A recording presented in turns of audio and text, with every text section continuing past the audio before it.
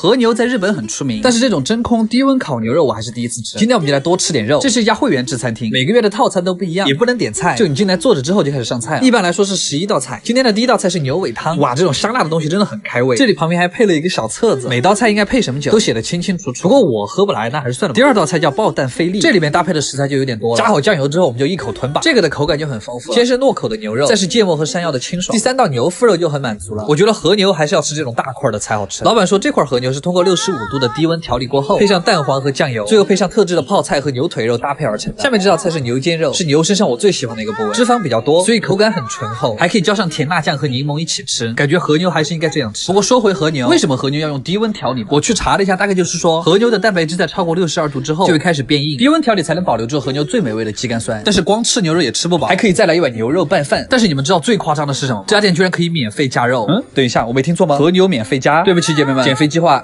暂时搁置一下吧。最后的最后还有一份香草柠檬冰淇淋，这样的和牛你会来吃吗？嘎玩意儿，我们也算是奇迹般的预约到了这家居酒屋。这家店为什么这么难约呢？杀死比尔这部电影大家应该都知道，里面的很多名场面就是在这家店拍摄的。找到这家店也要多亏了 NONO。这家居酒屋的结构超级复杂，这里总共有3楼，楼上是各种各样的包间。这么一说还真有点像《鬼灭之刃》里面的无限城。我记得当时电影里面比尔就是从这里打，然后打到了外面，最后在1楼打败了 BOSS。好的，虽然这个地方很传奇，但我们的主要目的还是来填饱肚子的。这是服务员推荐的黑毛和牛串，98块钱一串，我们点了3串，这个亏好像吃的有点大。等我回过神来，我们又点了满满的一桌。那这种时候我们应该怎么办呢？吃呗。这家店吃下来，我比较推荐的菜品是杏鲍菇和鸡肝，然后是鸡皮和肥牛芦笋，肥牛都是先炸过一遍再裹上去的，鸡胗和鸡翅特别香。我最喜欢的其实是这个香菇肉丸，这种做法我还是第一次吃，烤香菇加上鸡肉丸子的味道真的太神仙了。吃完这么多烤串，最后再来一碗糯糯的玉米丸子，今天我又胖了。阿基推荐指数8分，卡玩意儿。寿司一直是我最喜欢的日料，今天我们摊的这家既不是米其林，也不是什么路边小摊，进店先来一份金枪鱼的脸和头。我第一眼看上去还以为是牛肉，头上的肉脂肪很少，没有一点鱼腥味，脸上的肉就稍稍肥美一点。这个大家可以参考一下我的脸。金枪鱼刺身来了，鱼身的肉是一定要点，鲜甜没有腥味。正好我们的汤也上来了，这是我第一次看到真正用鱼肉做的鱼丸，里面居然加了杏鲍菇和海带的碎末，怪不得口感这么清奇。然后这碗汤用的材料大家可能看得出来，我就不说了啊，只能说味道又鲜又腥。喝完汤再来品品这个白章鱼，我感觉我在嚼一坨胶泥，口感太奇怪了。甜虾也上来了，甜虾的口感就是浓稠鲜香，百吃不厌。喜欢虾的话也可以再来一份红虾，红虾的口感非常 Q 弹，回味无穷。当然怎么可能少得了炙烤鳗鱼，这是他家的顶级特色，厚切鳗鱼寿司，这个我真的太馋了，一整块鳗鱼，一口还是很难吃完的。趁着我们还没有腻，三文鱼安排上。不得不说这家店的寿司肉还是很多的。对了，青花鱼和生姜一起吃真的太美味了，如果吃到这么多都没吃饱，那就点一个烤鱼寿司吧，特别管饱。好啦，你们爱吃什么样的寿司呢？卡玩意儿。今天去的这家是直接把爷给吃笑了。我跟你说，你要是再跟我上前菜，我要生气了哈。你说前菜好吃也不能上这么多吧，这光前菜就吃了我2个小时。Hello， 大家好，我是阿 Z， 今天就突然很想吃那个，又到了吃寿司的日子。这家看网上评分好像还不错。すみません。2名です。这种稍稍高级一点的餐厅一般都是没有图片的，非常傻，但是师傅非常帅，所以我们就点了一个欧玛卡塞的套餐。欧玛卡塞套餐意思就是指你爱上什么上什么吧。不过桌上也有写一些本日的食材推荐。第一个前菜是2颗螺丝，其实这个肉还挺多的，很浓的海盐味。作为小菜的话，味道其实还可以。接下来这个就比较重量级了，生的白子。我其实是有一点不敢吃的，视觉上面过于震撼。主要是这个它还是生的白子，生白子。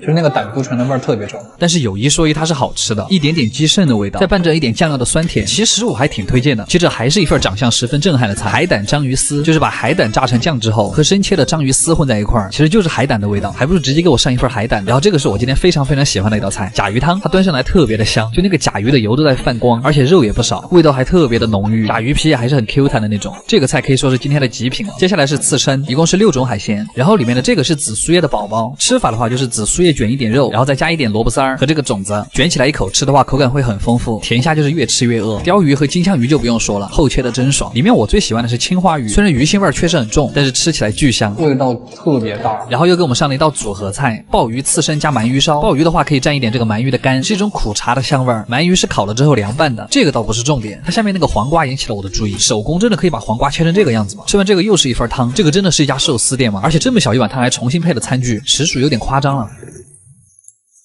不过他家汤为什么都这么好喝啊？然后是一份西京烧烤鲷鱼，是一种甜口的烤鱼肉，味道香香甜甜，上面涂的那个应该是蜂蜜。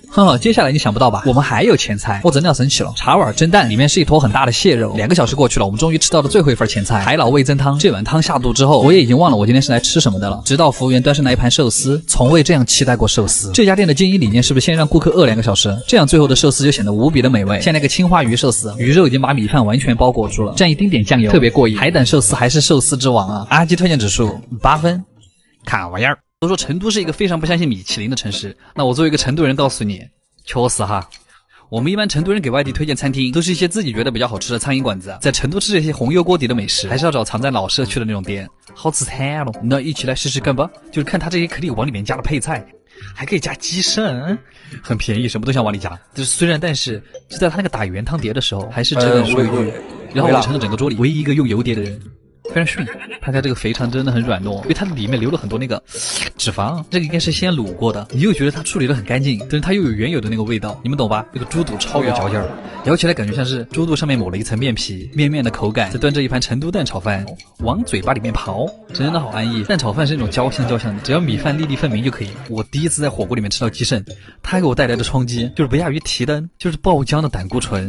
我感觉这个菜只存在于川渝的火锅，但它爆浆的那个感觉真的很上头。他家的鸡肉也是很紧实的那种，主要是入味儿，就是锅底的红油香料能够从肉里面挤出来，虽然有点辣，但它是牛油锅底的醇香。四川的菌干一般会改成花刀，这样煮出来不仅嚼起来很有层次感，而且很入味儿，就是又脆又韧，每个缝隙里都能尝到花椒味。这次是我和朋友久违的一起吃饭，小酌一下真的很快乐。吃这种红油的辣锅就要配冰的梅见，它真的是我和朋友的见面酒，加了冰块后的梅子酒会比纯饮口感更好，因为冰块在融化的过程中会逐渐释放青梅酒的香气。梅见的酒精度只有12，只会让人上头却不会过头，而且还可以加入苏打水、茶和柠檬水，就能喝到不同的口感和风味。好了，还是要再来个菌花，不知道是不是因为它改刀的原因，这个菌花真是全场最辣。吃了半天，终于吃到了今天的重点，小兔子。兔子真的全身上下的肉都很细嫩，一点柴的部位都没有，而且软嫩的同时又没有失去弹性。然后这个肥肠煮到后面会更好吃，因为牛肉已经香到那个肥肠的褶皱里面了，就是肥肠的油和红油一起慢慢散开的感觉，就要用蛋炒饭来升华它。我感觉比较能吃辣的人根本不用蘸油碟，直接吃锅里捞出来的就已经很香了。你还可以来盘干碟。据说吃碳水的时候，大脑会分泌很多多巴胺。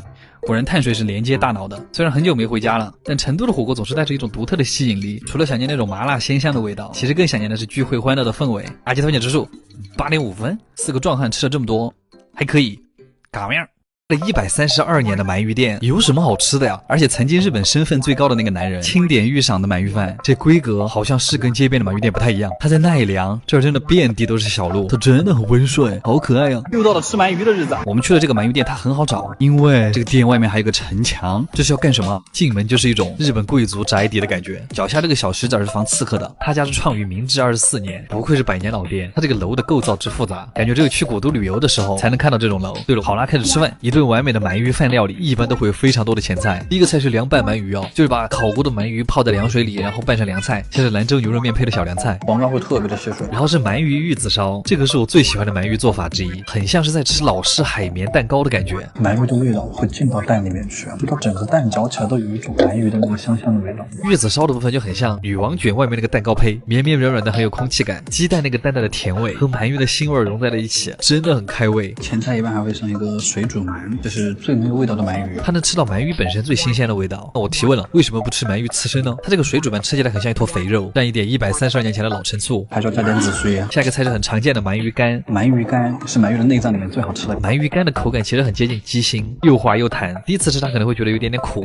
嚼块肉里面是那种很细腻的质地，舌头碾碎的时候还会觉得很顺滑，很像鸡的卵巢的那个口感。然后接着是鳗鱼蒸蛋，它这个是不是在比哪家做的更烫啊？它这个蒸蛋里面有一半都是鳗鱼，吃起来像冰豆花一样滑嫩，上面的鳗鱼就很像肉勺，带着一股很浓的鱼肉香。来这儿的鳗鱼蒸蛋一定要单点，单点里面的鳗鱼特别多。他家最早是以红白双拼烤鳗出名的，一般来说是先吃白烧再吃蒲烧，但是其实你要是把两种混着一起吃也很好吃。盐烤的味道会比较清淡，但是鳗鱼肉它本身就有很浓郁的香气，一口下去像是吃了一口很厚的猪油渣，又有点像脆饼。我觉得白烧加酱油会很好吃。吃完这一大堆，就到了今天的重头戏——鳗鱼饭。鳗鱼饭上面那个鳗鱼的做法完全不一样，它是烤了又蒸，然后再烤，就是为了保证它那个软糯香甜的口感。那个酱料包裹着鳗鱼，真的是薄薄的一层，像是一层糖衣，真的是恰到好处的甜味。鳗鱼饭一道一大口一大口的吃的，米饭它也是颗颗饱满，就是挖一口肉一起吃，很像是在吃红烧肉盖饭。他们家个特点是酱油味会特别重。还有一个问题就是鳗鱼到底有没有刺儿？它其实是那种很小的软刺儿，再加上烤蒸烤之后，那个骨头基本上就没有存在感了，真的很好吃。但是说真的，现在好的鳗鱼饭店已经不多了，要这种入口即化又肥而不腻的店真的很少，且吃且珍惜。阿基推荐指数8.5分，干面。